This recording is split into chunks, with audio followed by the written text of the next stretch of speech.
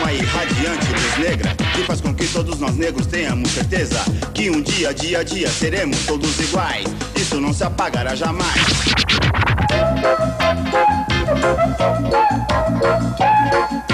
Se alguém chegar na tua vila falando outra língua, perguntando sobre tudo aquilo que você precisa, prometendo que amanhã, ou quem sabe um dia, o sistema vai poder enfim resolver a situação. Nós temos a nossa crença, não adianta você querer nos ignorar, pois estamos com você todos os dias, seja na negritude violenta da noite ou nas negras sombras do dia.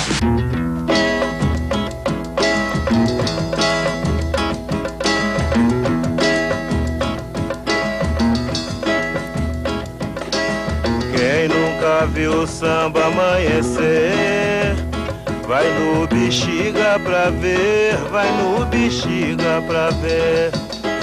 Quem nunca viu o samba amanhecer, vai no Bexiga pra ver, vai no Bexiga pra ver. O samba não levanta mais poeira. Me criei no bairro dos Campos Elíseos, no meio de uma burguesia meia brava ali. Mamãe tinha uma pensão. Então ali foi a minha infância. E na velha Barra Funda, como sempre, né? Após entregar as marmitas, a gente sempre tinha uma brincadeira de samba lá na Barra Funda, no Largo da Banana, na Tiririca, essas coisas todas. E iniciei, como todo moleque, quando acontecia qualquer coisa, fazia arte, foi o filho da preta da pensão. Tá? A gente era o para-raio, mas foi tudo bem, passei uma infância boa com a rapaziada lá. Minha mãe era a Dona Augusta, a preta da pensão, era a galinha choca, né? O que eles diziam? Brava, Pachu, pôs a mão no negrinho dela, ela já era na porta, saber quem que deu o cascudo do meu filho. Não, não bati no seu filho, não. Eu achei até ele bonitinho, parece São Benedito. Nunca fui muito chegado a estudar, eu digo, vou trabalhar, vou ganhar o meu. E foi até, acho que foi até bom eu tomar essa decisão já menina, porque os velhos morreram cedo.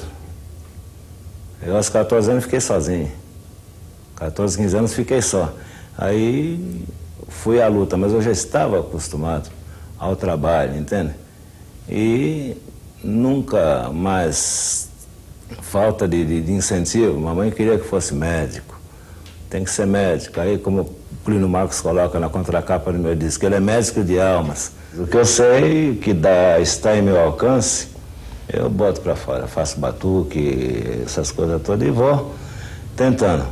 Gravo pouco como um compositor, não gravo muito porque eu não faço quase música de dor de cotovelo. Ela foi embora, ela voltou, aquele negócio. Há quem diz até que eu não amo ninguém, mas não é. Eu gosto de contestar, sabe? De outra feita também num elevador, entrou lá um senhor lá, que deve ser pastor, qualquer coisa aqui assim, e tirou da pasta um folhetim que dizia: o caminho que vos levará ao céu. Mas é um elevador cheio, só o único negro que tinha, o único que não tem direito ao céu ali era eu, pô. Os brancos ele não deu entende? Mas eu levo eles assim na... Quando acontece um negócio desse, eu faço um samba. Faço um samba e já mando meu recado em cima.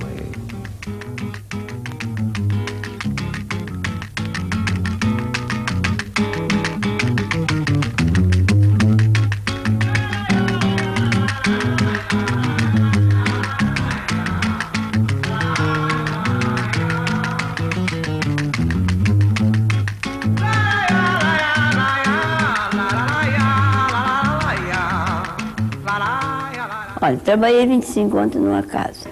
Eu não sei ler, não sei escrever, muito mal, meu nome com muito sacrifício, ainda tudo errado.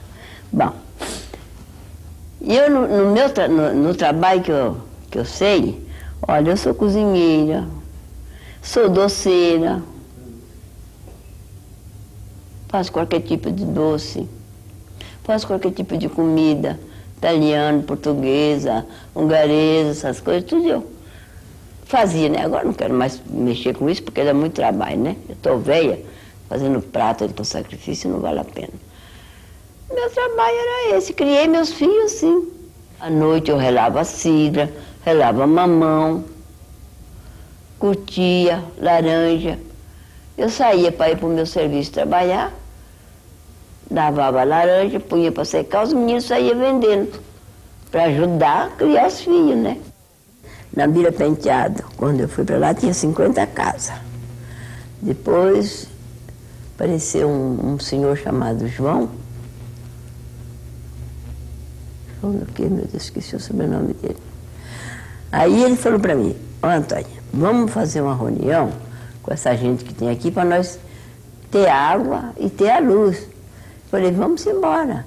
Aí eu juntei dali do Penteado, Brasilândia, e nós vinha aqui para a prefeitura, para esse lugar, para pedir a água e a luz, né?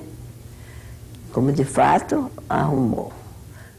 Muito, muito. Eu sofri muito, muito nesse mundo.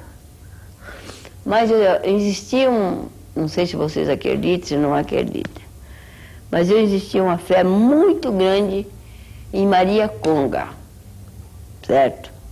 E eu dizia para ela sempre, eu ajoelhava em qualquer pé de pau, com a minha luta, já com meus filhos grandes, falava, Maria Conga, se Deus me ajudar, e vós me ajudar, que eu venço essa luta, eu vou abrir uma casa de caboclo. E fui. Até que eu venci minha luta, né? Hoje tenho meu pedacinho de chão.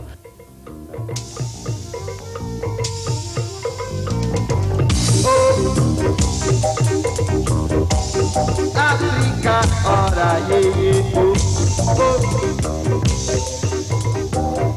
Brasil, laroie, Meu nome é Arnaldo Xavier, tenho 42 anos, nasci na Paraíba em novembro de 48, sou escritor e poeta dentro da minha militância política existencial ligada ao movimento negro e trabalho para sobrevivência como técnico de planejamento de tráfico na companhia CT em São Paulo. Eu nasci numa família muito pobre, meu pai era analfabeto, minha mãe analfabeta, remanescentes assim do período escravocrata do Nordeste, e meu pai também, que era da mesma região, foram daqueles negros que não aceitaram a escravidão, e logo após a escravidão eles subiram, né, o rio Paraíba no sentido contrário e se localizaram em antigos quilombos, lá entre Pernambuco, Paraíba e Ceará. A minha estética entra como uma forma minha também é uma questão de afirmação mesmo, racial, né? De lutar pela coexistência mesmo, né? Eu não preciso ir trabalhar onde trabalho, de fantasiado, de terno e gravata, no calor de 40 graus de São Paulo, né? O que vale mesmo, o que está bem colocado mesmo, o que vale é a essência. Quem criou o racismo não foi a nossa raça, e a gente não pode criar um filho hoje negro no Brasil com a estética judaico-cristã na cabeça. A marca da escravidão é uma coisa que a gente vai carregar até que se supere essa relação de superioridade e inferioridade racial, como é colocado pelo mundo branco no mundo todo hoje.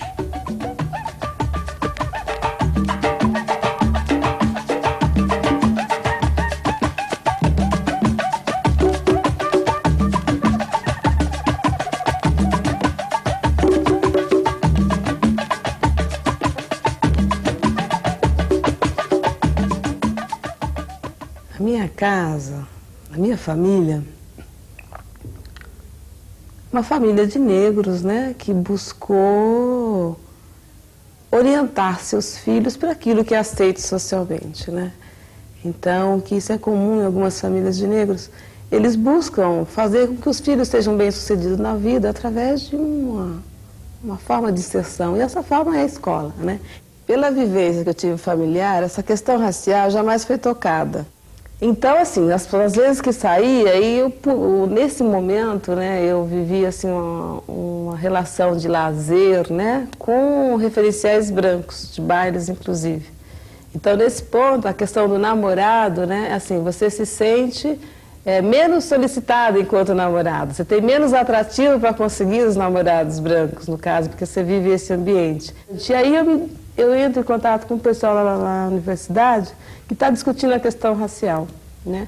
Um amigo meu, e aí nessa coisa vem assim, você ser negra, ser valorizada enquanto, ser considerada bonita, eu falo assim, não, então o meu espaço é aqui, né?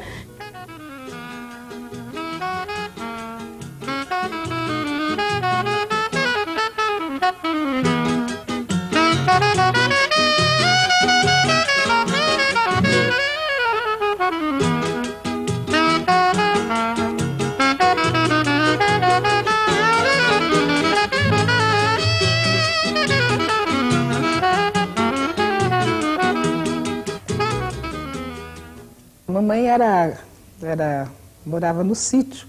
O meu avô, muito antipático, né? Era um velhinho que sabia ler, andava no trem, lendo o jornal de cabeça para baixo, né? Para que as pessoas chegassem até ele e dissessem assim, olha, senhor José Luiz, seu jornal está de cabeça para baixo. Então ele respondia, para quem sabe ler, a gente lê até de cabeça para baixo.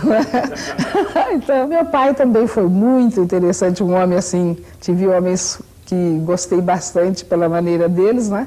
E o meu pai era assim, um bigorrilho na cidade de Brodowski, fazia tudo, passava filmes na cidade. E a gente ia muito ao cinema, porque ele estava de graça, ele que estava passando o filme, não é? Papai era a única pessoa que possuía carro na cidade.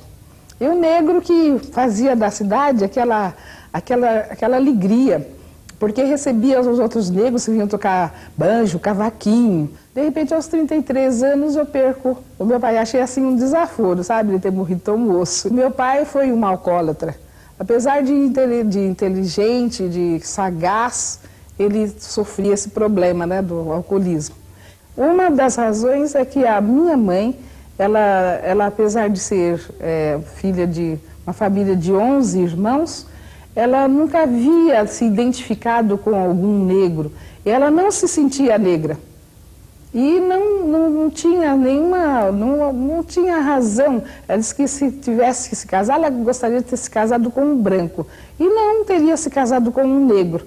Durante 7 anos, então, eu fiquei com a mãe doente e sem o pai. A mamãe não podia produzir e perdemos as coisas todas. Mas tínhamos a casa para morar, isso foi importante. Porém, os meus irmãos foram dados para outras famílias, foram trabalhar. E eu, com 3, 4 anos, não podia produzir, aos 5, tive que sair para pedir coisas para sustentar a mim e a mamãe. Mas foi uma infância, assim, muito só. Mas, em momento algum, eu me senti infeliz por causa da amizade que as pessoas possuíam pela gente, pelo prestígio, que até hoje, mamãe e papai têm o prestígio na cidade onde nós nascemos. Chapala, chapala, chapala lambadoikini, chapala, chapala, chapala lambadawa. Oia de mirou, oia de, oia de mirou, chapala, aridiri burum banjari banjaeta. Ah, mas e a fé baba orioeta. Comecei a ouvir esses cantos lá em Salvador, na Bahia. Minha mãe era baiana. Eu nasci em Vitória do Espírito Santo, fui para a Bahia com 6 anos de idade, daí comecei a aprender o que ela cantava. Ela cantava uma coisa e eu ficava escutando, né? Então fui gravando as coisas que ela cantava. Trabalhei no Orfeu do Carnaval, como eu falei, filmado todo no Morro da Babilônia, feito por franceses, eram os franceses que eram o dono do filme.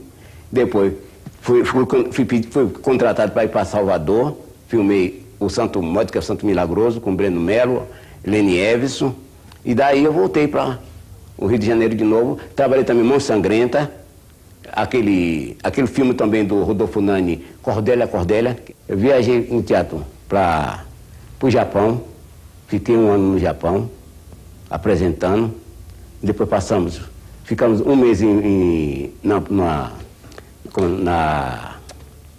na Coreia, praticamente eu não deixei de mexer com teatro, que até hoje eu mexo com teatro na FEBEM. pego as meninas, ensino, canto, dança. Tem um cafezal muito lindo que eu estou montando lá para as meninas. E de vez em quando aparecem as apresentações para fazer com elas. O preconceito racial não é declarado. É assim meio lá, meio cá. Quer dizer, ele não declara que são racistas. E o racismo está dentro do nosso país, mais do que em outros países que a gente pensa que é racista. Inclusive, agora que eu estou trabalhando na FEBEM, eu poderia ter uma certa respalda para poder fazer alguma coisa, mas devido que eu não sou os olhos azuis, não sou branco, acho que por isso que eu estou encostado de um lado. Também tenho agora esse problema de não querer sair da cultura, por causa dessa pequenininha que eu tenho, essa filha Aline, essa menina que eu tenho, que ela também quer aprender muita coisa. Então, para não deixar para trás, eu estou fazendo toda a força para ela sentir a minha força de vontade, ela seguir, como minha esposa seguir, meu filho Robson, Belso, Licão, não sei se ele vai seguir, os outros irmãos do meu filho aí, que eles vão seguir, mas eles têm que seguir. Isso que eu quero. E mostrar a cultura, porque só com a cultura que a gente não vai vencer nesse país. Eu a todo miro, o meu abequedewa. Eu a todo miro, o meu abequedewa. O meu abequedewa. O meu abequedewa. Eu a todo miro, o meu abequedewa. Eu a todo miro, o meu abequedewa. Meu tabu bequedewa.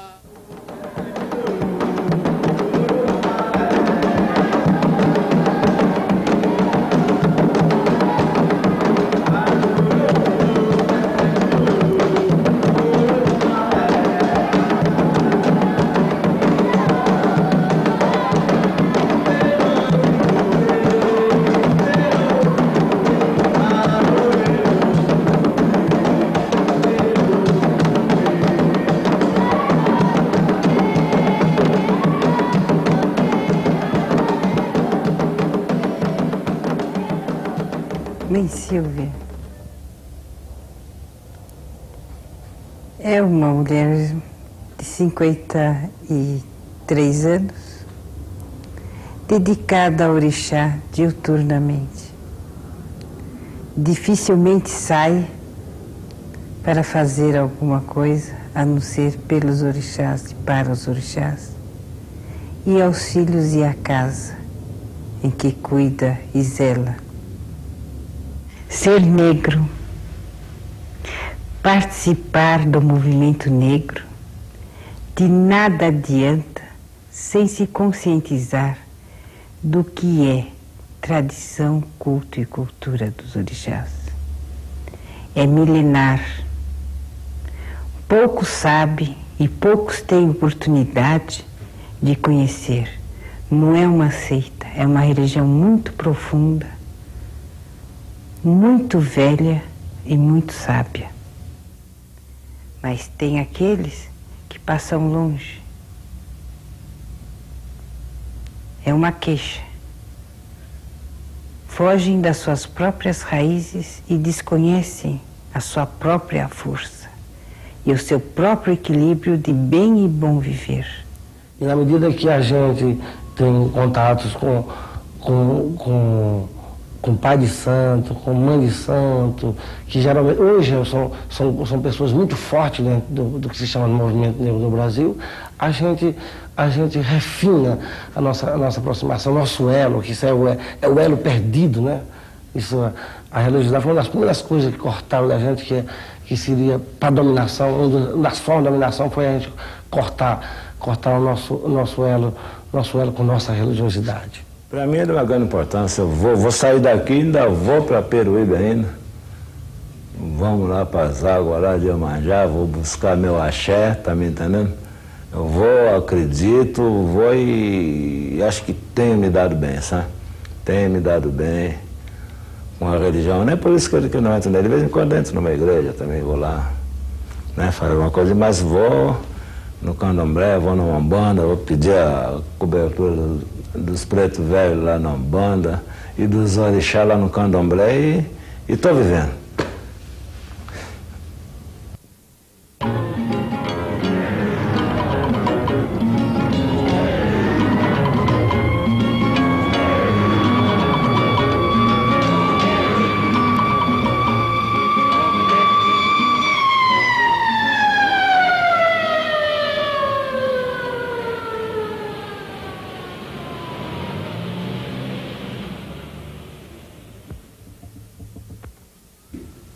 Como toda mão de obra absolutamente necessária, tem que ser mantida coagida, né, sob terror. Então vive um regime terrorista, tipo assim, você tem que estar trabalhando em alguma coisa, tem que estar com a carteira assinada em algum lugar. Hoje em dia já nem com carteira assinada não pode andar, é perigoso muito mais a polícia do que os assaltantes para nós. Então, para quem construiu essa cidade, o povo negro vive muito aterrorizado nessa cidade. Hoje, quando a sociedade brasileira afirma que a gente faz racismo às avessas, né, é uma bobagem muito grande, porque como é que você vai fazer racismo às avessas se você não tem empresa de televisão, você não tem fábrica, você não tem cinema, você não tem clubes? Como é que você vai fazer racismo às avessas? Na verdade, nós temos ainda hoje, na situação de Brasil, a sensação de ser os primeiros em alguns setores, porque quando você sobe na escala social, você vai perceber uma ausência total de profissionais negros nas profissões mais valorizadas. As pessoas conseguem ver você, uma negra bonitinha, no conceito dela, só como uma mulata tipo exportação. Eu, pessoalmente, não tenho nada contra quem queira ser mulata e dançar no Brasil ou fora. Eu, pessoalmente, não tenho nada contra. Mas agride muito quem não é e quem não quer ser. E as pessoas querem te arrumar trabalho na maior facilidade, maior facilidade entre aspas, porque a gente sabe que muita coisa rola atrás disso, inclusive prostituição. O que atrai muito mais a polícia é a felicidade. Se você estiver triste, caído, jogado no chão, cachorro lambendo tua boca, entendeu? Ferrado na vida, mal mesmo, lógico que eles nem prestam atenção em você, né?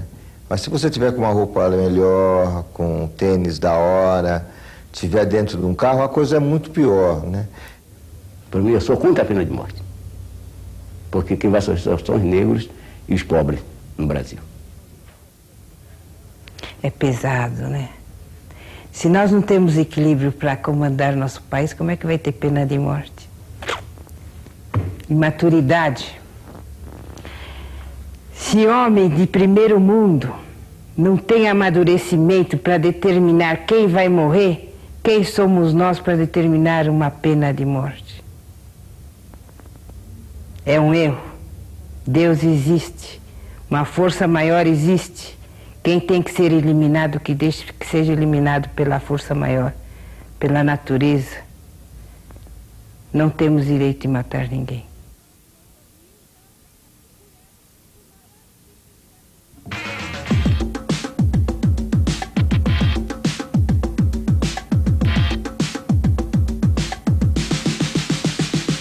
A luz do calabouço escuro irradia de uma fria cela, de uma cela fria. E o povo negro ora todo dia no Salve Maria. E o seu povo miserável só nos vê com covardia. Na África existe uma luz negra que te segue inteiro e faz a gente esperar mais que um século inteiro. O dia em que todas as raças possam viver em paz. Sei que pra você tanto faz. Os espíritos guerreiros da luz hão de protestar enquanto tiverem forças para nos ajudar. O dia da nossa liberdade logo chegará. Não nos peçam perdão, não vamos perdoar. Você pensa que vai nos derrotar, mas não vai ser tão fácil como você pensa.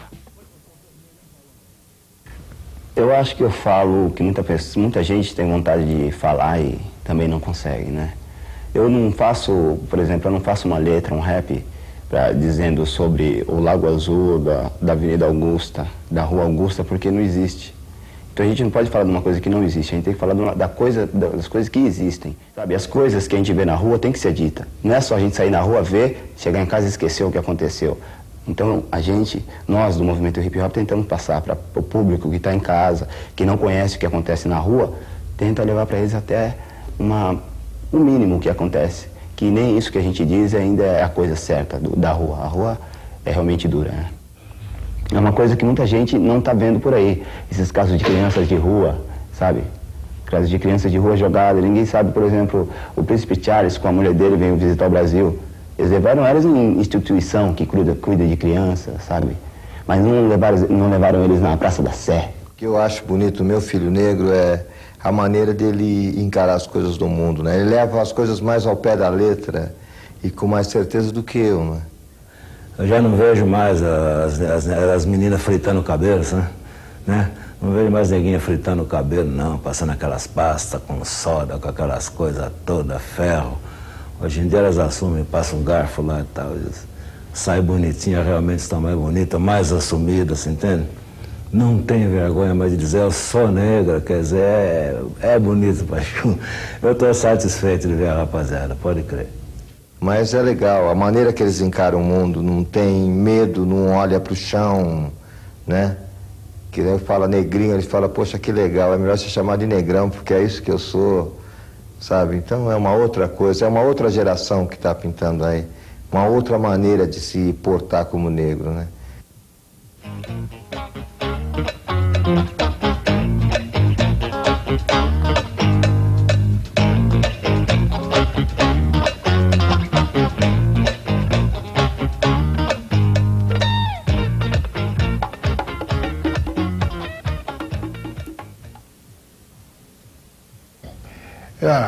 A arte, para mim, é uma coisa assim muito pessoal, é uma satisfação, uma realização pessoal. Pode como acontece, que a gente não tenha retorno financeiro, aliás, por esse lado tem mais prejuízo do que tudo. E paralelo a isso, ao trabalho de modelo e de manequim, tem o outro lado do sonho, que é mais sonho, que é a questão da literatura, da poesia. Eu sou uma aprendiz de poeta que quero ser uma escritora. O reggae é legal. O reggae é legal porque ele fala as mesmas coisas, né? Que ele serve como alavanca para uma revolução, não é? Além de ser uma fusão rítmica que leva a uma batida específica de guitarra, que combina com qualquer batida negra do planeta. Eu, como mulher, assim, sou muito feliz. E acho que por isso que eu não ganho na loteria, né? Porque diz que sorte no amor, azar no jogo, né?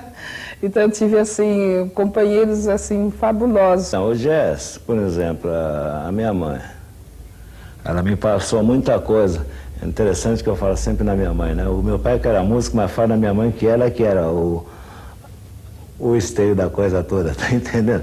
Ela que era a cabeça boa do pedaço, né? A minha mulher é minha salvação, né? Assim, é difícil de eu falar, viu, Joel? É difícil de falar da Rose, assim, dá um time, mas julgar. É muita responsabilidade, né?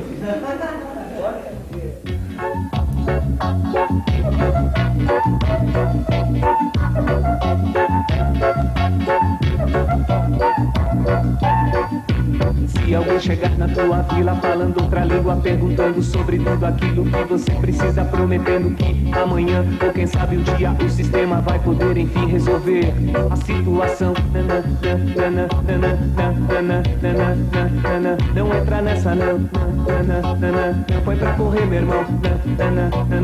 Não entra nessa não foi pra correr, meu irmão.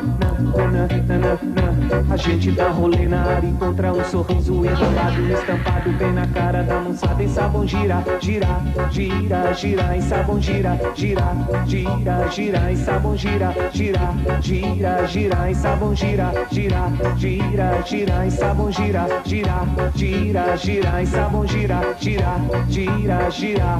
Mas eu te conheço, malandragem, dá licença, vou explicar uma real. Farinha, farinha a gente come, farinha a gente come, farinha a gente come, come com feijão. Farinha a gente come, farinha a gente come, farinha a gente come, come com feijão. Mas eu te conheço, malandragem, dá licença, vou explicar outra real.